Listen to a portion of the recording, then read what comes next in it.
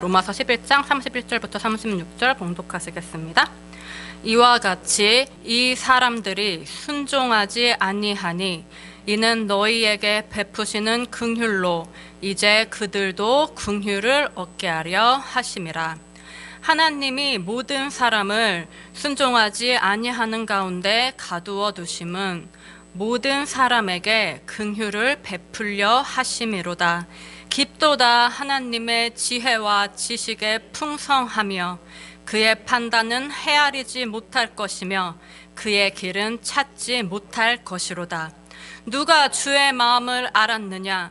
누가 그의 모사가 되었느냐?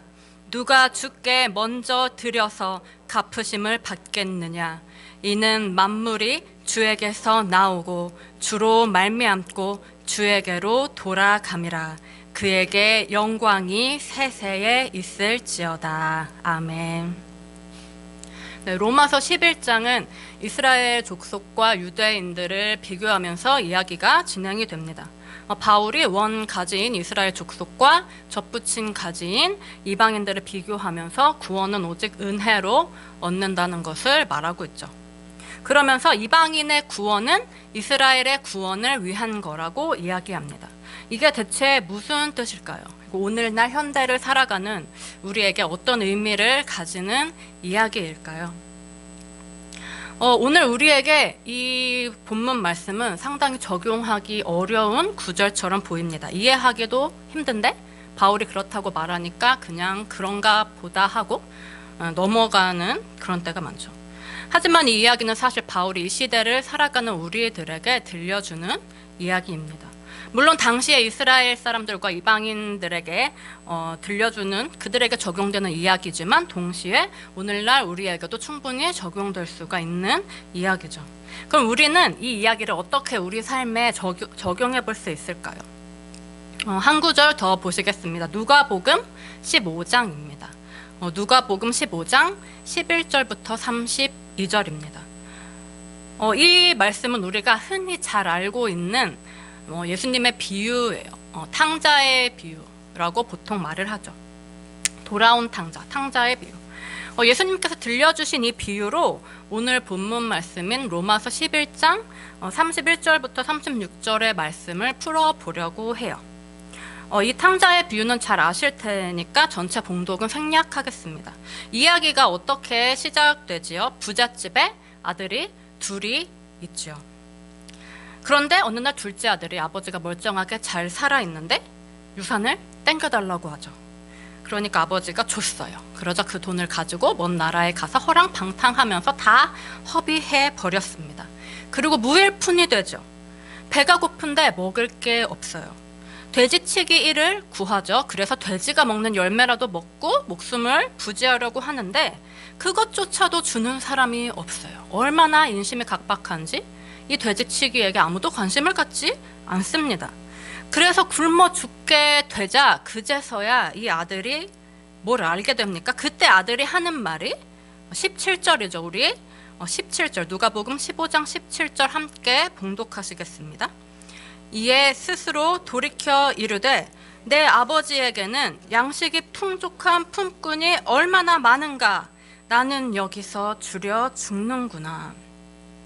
자, 이때 하는 말이 내 아버지한테는 양식이 풍족한 품꾼이 정말 많은데 나는 돼지치기가 돼서 돼지의 먹이라도 먹고 싶은데 주는 사람이 없어요. 근데 내 아버지 집에 있는 종들은 어때요? 아버지 집에 있는 돼지치기들은 양식이 풍족해요.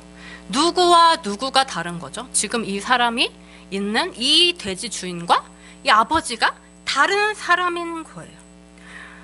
뭐냐? 이 차이점이 어디서 오는가? 아들은 그 차이를 지금 알게 됐는데 뭐냐면 다른 돼지 주인들과 내 아버지는 전혀 다른 주인이라는 사실을 알게 된 거죠. 자, 아버지 품에서 뛰쳐나와서 가진 고생을 한 후에야 뭘 알게 된 거예요? 내 아버지가 얼마나 자비롭고 얼마나 인자한 분인지를. 일꾼 한 명 한 명까지도 풍족하게 돌보시는 얼마나 자비롭고 사랑이 넘치는 분인지를 이제야 알게 된 거예요. 일꾼 한 명 한 명도 이렇게 돌볼 정도인데 아들에게는 어떠하겠어요? 아들을 향한 사랑은 비교도 할 수 없겠죠. 아들이 이제야 알게 됐어요. 아버지가 어떤 분인지. 그러자 그 다음에는 무엇을 알게 됩니까? 우리 이어지는 18절 함께 봉독하시겠습니다. 내가 일어나 아버지께 가서 이르기를 아버지 내가 하늘과 아버지께 죄를 지었사오니. 자, 아버지가 어떤 존재인지 알게 되자 그 다음에는 내가 어떤 존재인지도 알게 됐어요. 이렇게 인자하고 자비로운 아버지한테 도대체 나는 무슨 짓을 저질렀지? 아, 나는 정말 아버지한테 죄를 지은 존재구나. 아버지와 나의 극명한 차이점을 알게 됐어요. 아버지가 어떤 분인지 알게 되자 그제서야 나 자신을, 내가 어떤 죄인인지, 내가 아버지 앞에 어떤 존재인지를 알게 된 거죠. 이걸 알고 나니까 어떻게 하고 싶습니까? 이어지는 19절. 지금부터는 아버지의 아들이라 일컬음을 감당하지 못하겠나이다. 나를 품꾼의 하나로 보소서 하리라 하고 이에 일어나서 아버지께로 돌아가니라. 아들이 아버지가 어떤 분인지를 이제야 비로소 알게 되고 그 아버지 앞에서 자신은 또 어떤 죄인인지를 비로소 알게 되니 회개하고 돌아가고 싶어졌습니다. 자, 그래서 이 아들이 어떻게 했어요? 이에 일어나서 아버지께 돌아갔어요.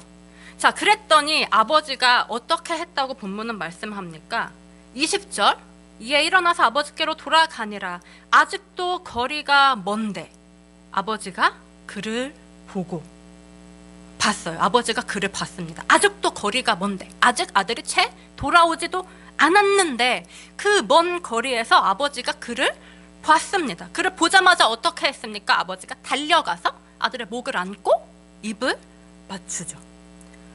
누구의 모습입니까? 우리가 아버지께로 돌아서기만 하면, 우리가 마음을 정하고 주님께로 돌아서기로 하기만 하면, 비록 그 거리가 아무리 멀다 해도, 비록 하나님의 의로우심과 나의 죄악 사이에는 도저히 닿을 것 같지 않은 큰 구덩이가 있다 해도, 하나님의 선하심과 나의 추악함 사이에는 도저히 닿지 않을 것 같은 머나먼 거리가 있다고 해도 아버지는 너무나 의로우시고 나는 여전히 죄인, 내가 의로워진 게 아니에요. 나는 여전히 죄인이죠.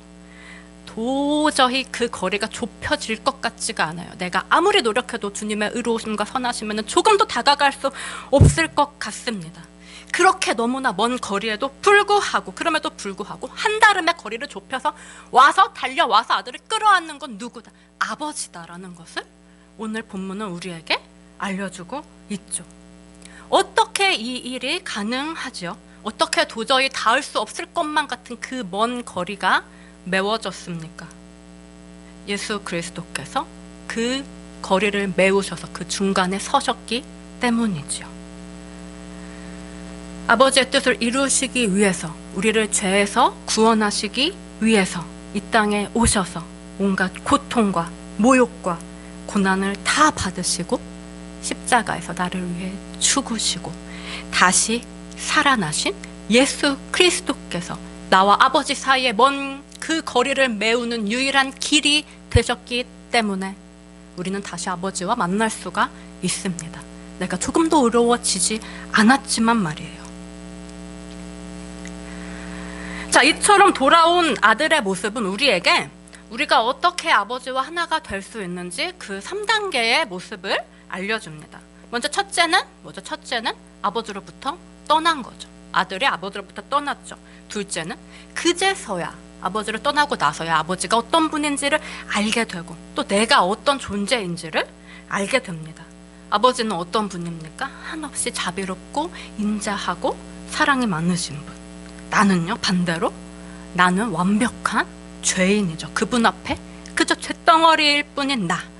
그러니까 어떻게 하고 싶어집니까? 세 번째 아버지께로 돌아가고 싶어져서 다시 아버지를 향해 돌아서게 되지요. 자, 우리가 아버지와 하나가 되는 3단계 뭐라고요? 첫째, 아버지로부터 떠난다. 둘째, 그제야 아버지가 어떤 분인지 알게 되고 그 앞에 내가 어떤 죄인인지 알게 된다. 셋째, 그러니까 다시 돌아가고 싶어진다. 자, 이 모든 과정을 인도하시는 분은 누구십니까? 그분은 우리 주 예수 그리스도시죠.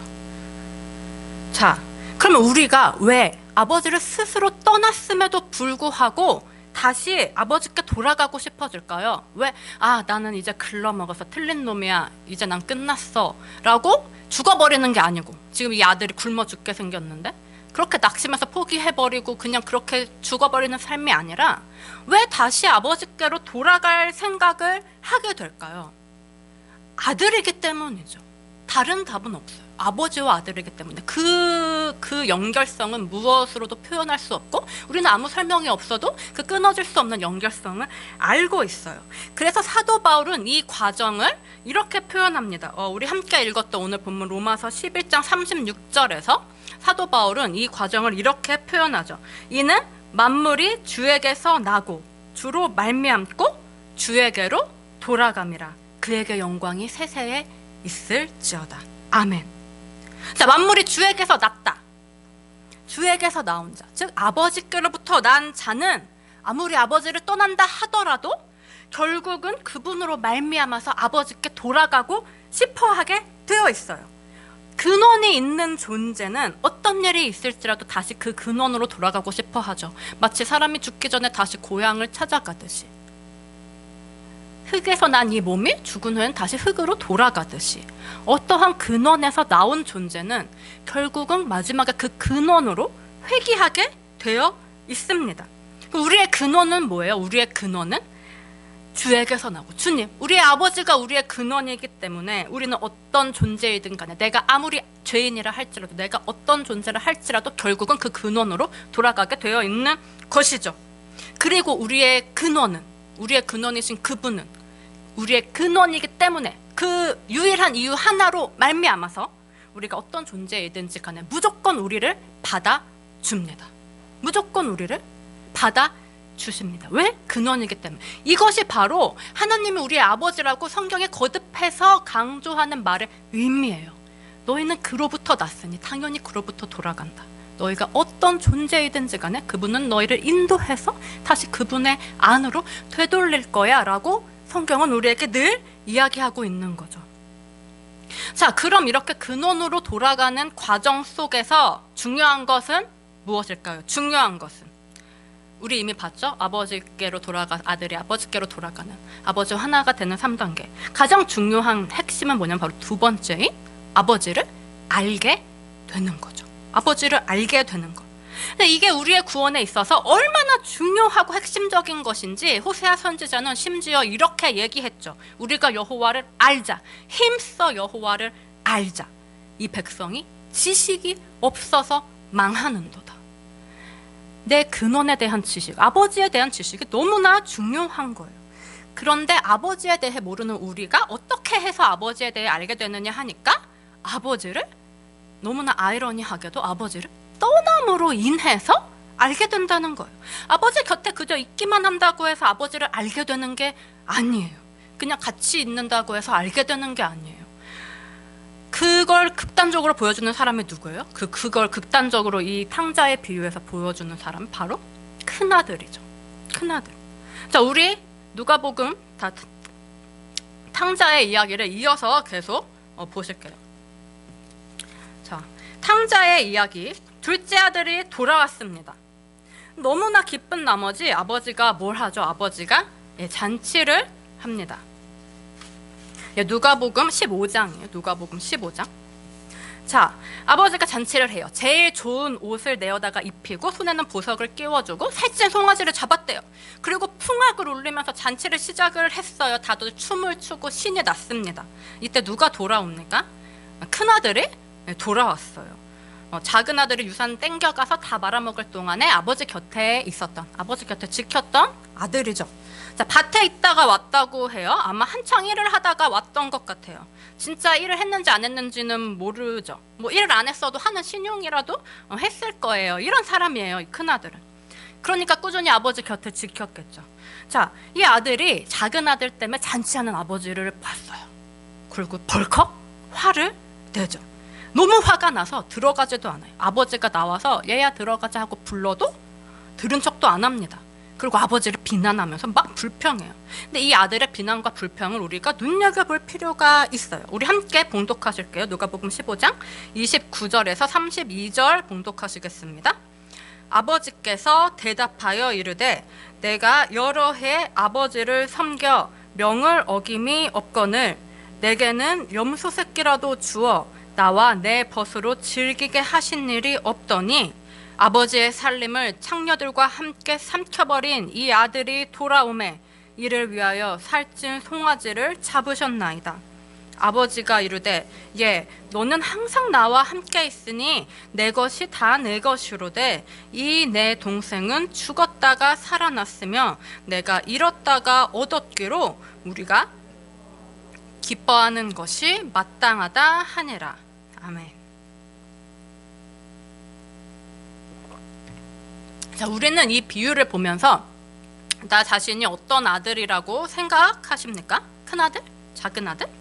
아무래도 이제 막 예수님을 믿기 시작했거나 뭐 오랫동안 교회를 떠났다가 돌아왔거나 아니면 내가 스스로 지금 하나님의 뜻이랑은 상관없이 아버지를 떠나서 살고 있었어 라고 생각하는 사람은 이 본문을 봤을 때 스스로를 작은 아들이라고 생각하기가 쉽겠죠.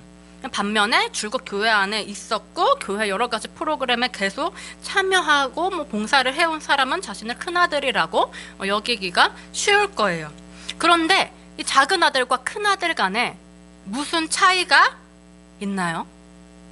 작은 아들은 철이 없고 큰 아들은 성숙합니까?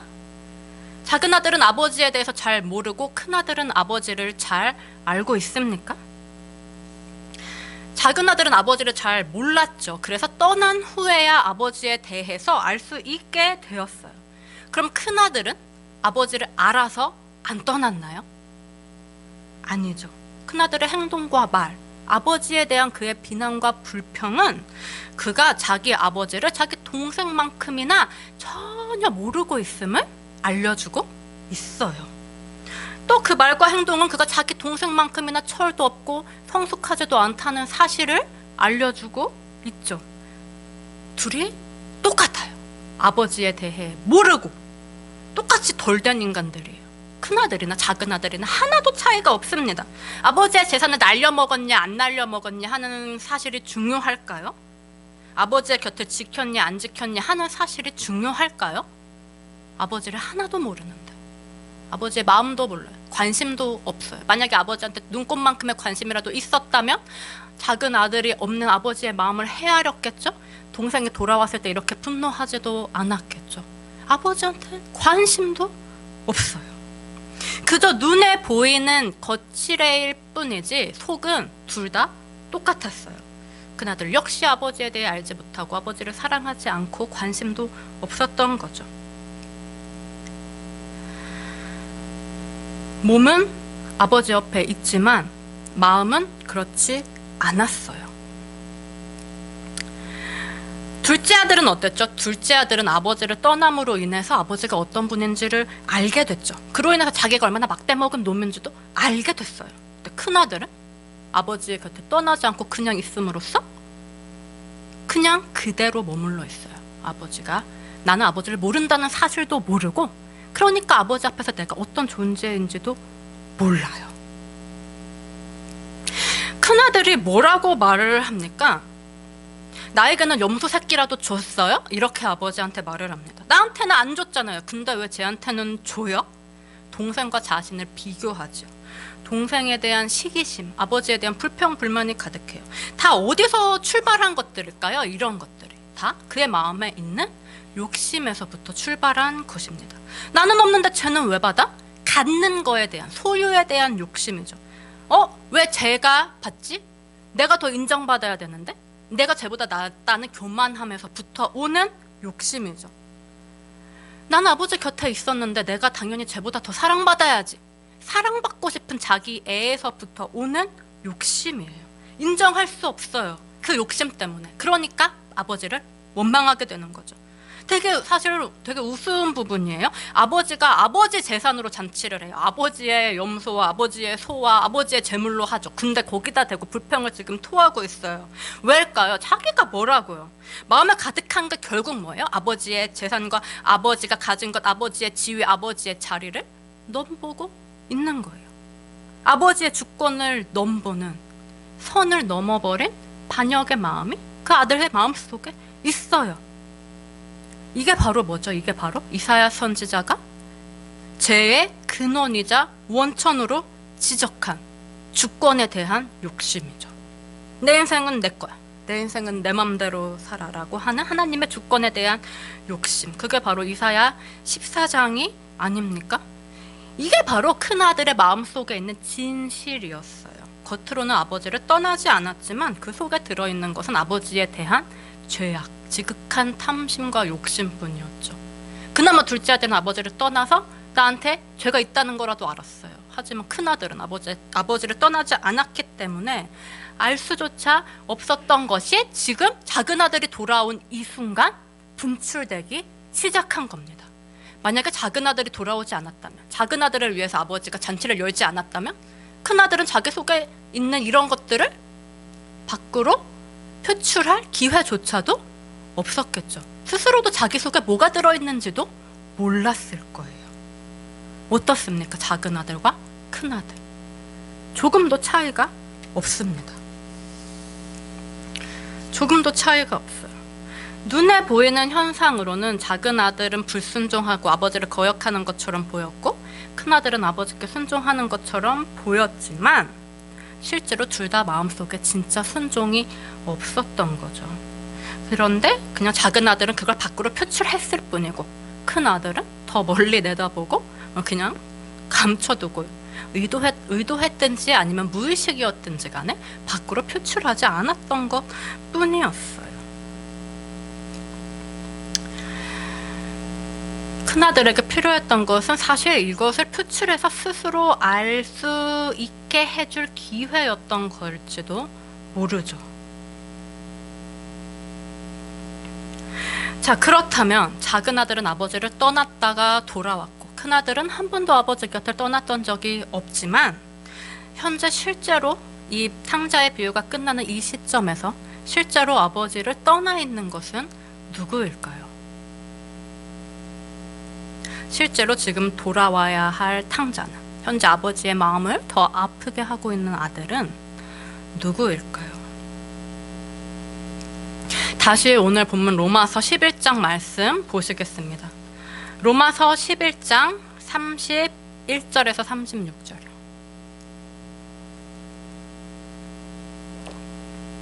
로마서 11장 31절, 32절 두 절 함께 봉독하시겠습니다. 이와 같이 이 사람들이 순종하지 아니하니 이는 너희에게 베푸시는 긍휼로 이제 그들도 긍휼을 얻게 하려 하심이라. 하나님이 모든 사람을 순종하지 아니하는 가운데 가두어 두심은 모든 사람에게 긍휼을 베풀려 하심이로다. 아멘. 자, 로마서 11장은 원 가지인 이스라엘 족속과 접붙인 가지인 이방인으로 구원을 설명하고 있다고 말씀을 드렸어요. 구원은 오직 은혜로 인한 것인데 이방인의 구원은 결국 이스라엘의 구원을 위한 것이다 라는 말씀이죠. 자, 이러한 흐름 속에서 우리가 함께 읽은 31절에 이와 같이 이 사람들이 할 때 이 사람들은 이스라엘 족속입니다. 그리고 뒤에 이는 너희에게 할 때 너희는 하나님을 믿지 않던 이방인들이에요. 자, 그렇다면 지금 이걸 탕자의 비유에 적용하면은 이 사람들, 이와 같이 이 사람들이, 이 사람은 누구고 이는 너희에게 할 때 너희는 누굴까요? 이 사람들, 이스라엘은 큰 아들이죠. 그리고 너희, 이방인은 작은 아들입니다. 자, 이 모든 사람이 뭘 하지 않았습니까? 32절, 순종하지 않았습니다. 아무도 순종하지 않습니다. 그 중에서 순종하지 않는 걸 더 눈에 보이게 행한 게 누구냐 하니까 그게 둘째 아들이었죠. 본문의 너희예요. 결국 이 둘째 아들의 두드러진 눈에 보이는 불순종, 그로 인해서 어떤 일이 일어났죠? 탕자의 비유를 보면은 그로 인해서 아버지를 떠남으로써 아이러니하게 아버지가 어떤 분인지 알게 되고 자기가 죄인이라는 사실도 깨닫게 됐어요. 그래서 아버지께로 돌아오게 됐어요. 그 다음에 아버지께로 돌아온 후에 이 둘째 아들의 모습은 떠나기 전과는 전혀 다르죠. 아버지라 부르지 못하고 차라리 나를 종이라 하소서. 전혀 다른 모습을 보여줘요. 예전과 전혀 다른 모습. 이게 바로 뭐죠? 이게 바로 변화죠. 변화. 자, 불순종으로부터 시작된 변화. 이 기이하고 신기한 기적은 사람의 능력으로는 결코 가능할 수가 없습니다. 오직 하나님의 능력으로만 가능해요. 덧없고 힘없고 무능력한 인간에 대한 하나님의 긍휼로서 계획된 그 구원을 이루시는 하나님의 능력으로만 가능한 거죠. 자, 또한 이렇게 아버지의 긍휼과 아버지의 능력으로 인해서 받아들여진 둘째 아들 때문에 큰 아들도 어떤 기회를 얻습니까? 큰 아들도 자기 안에 있던 것을 꺼내볼 수 있는 기회를 얻어요. 내 안에 있는 아버지에 대한 불순종과 그 죄악을 발견하게 되죠. 비록 몸은 겉으로는 아버지 곁에 있지만 마음은 멀리 떠난 둘째 아들과 똑같은 죄인인 자기 자신을 발견하게 돼요. 아버지가 죽지도 않았는데 유산을 땡겨달라고 하는 욕심이 그득한 동생이나 아버지의 곁에 있지만 아버지의 주권까지 탐내는 자신이나 똑같은 욕심덩어리, 죄덩어리라는 것을 발견하게 되는 거죠.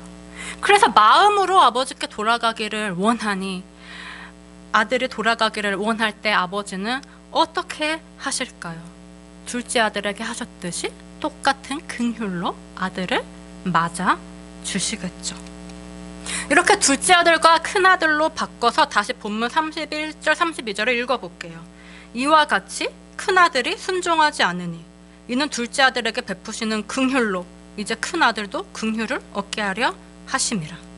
하나님이 큰 아들과 둘째 아들 모두를 순종하지 아니하는 가운데 가두어 두심은 모든 아들에게 긍휼을 베풀려 하심이로다.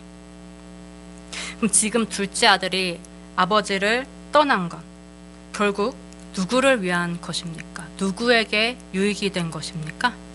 큰 아들에게 유익이 된 것입니다.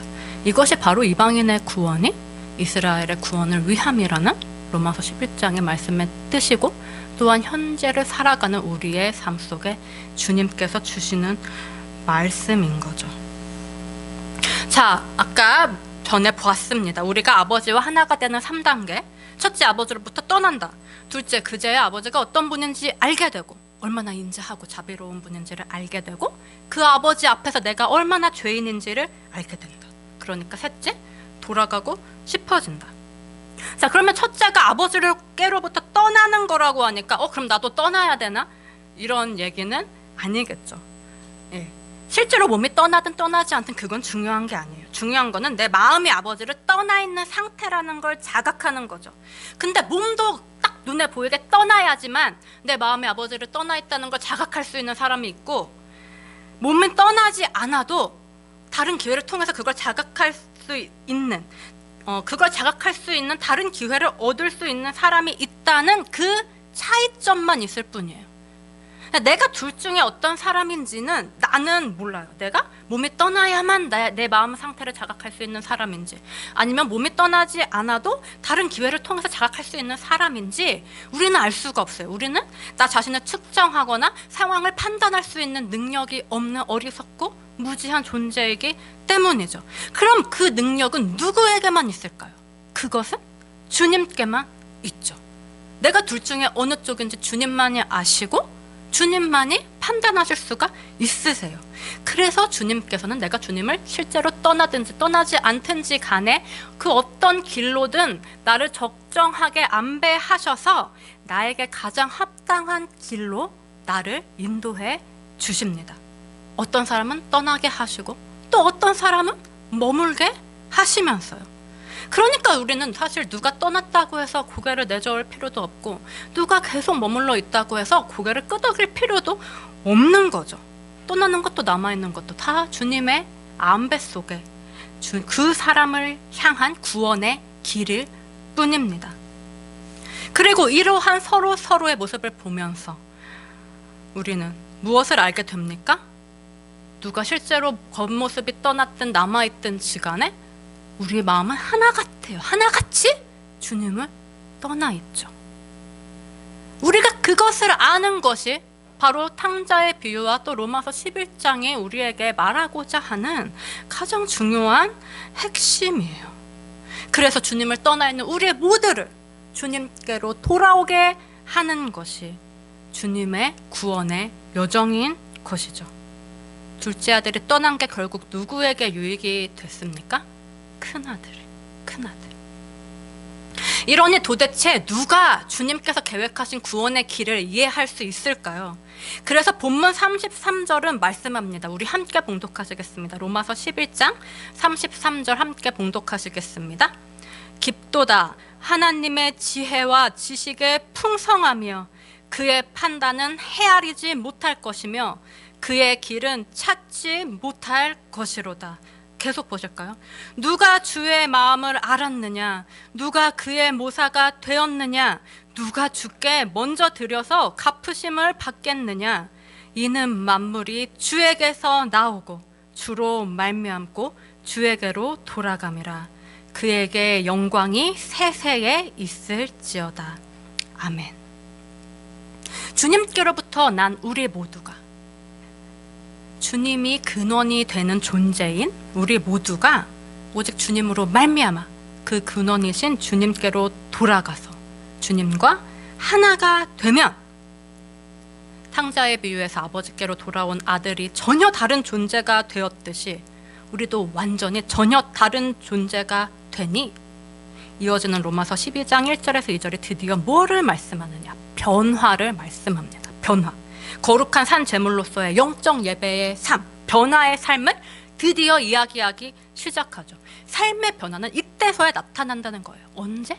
내가 아버지께로부터 멀리 떠난 존재라는 사실을 깨달음으로부터 시작되는 그 구원의 여정. 그 후에야 삶의 변화를 이야기하는 거죠.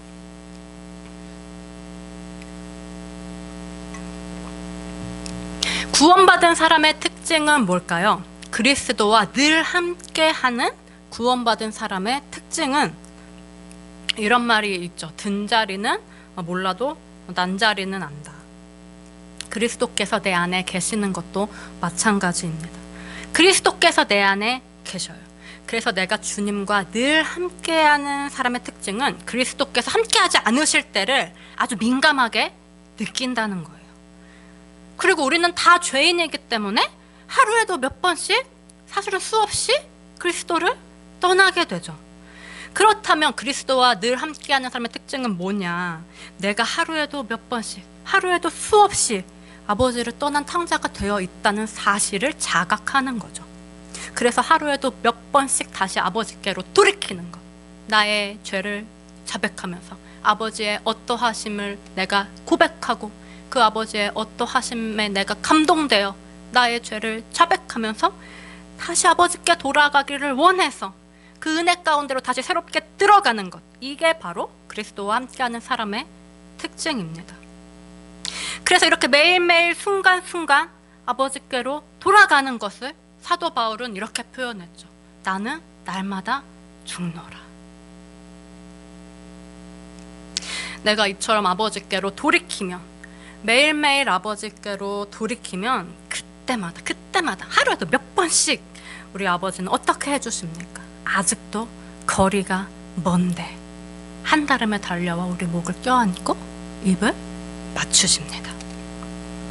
무엇으로 말미암아 이것이 가능해졌습니까? 예수 그리스도의 십자가로 말미암아.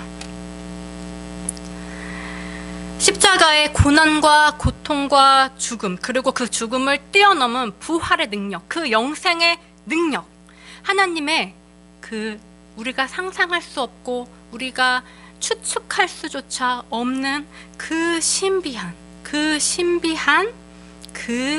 인도가 이 아무 자격도 없고 티끌 같고 폐품 같은 존재인 나를 내 아버지의 집으로 인도하니 만물이 주에게서 나고 주로 말미암고 주에게로 돌아감이라. 그에게 영광이 세세에 있을지어다. 아멘.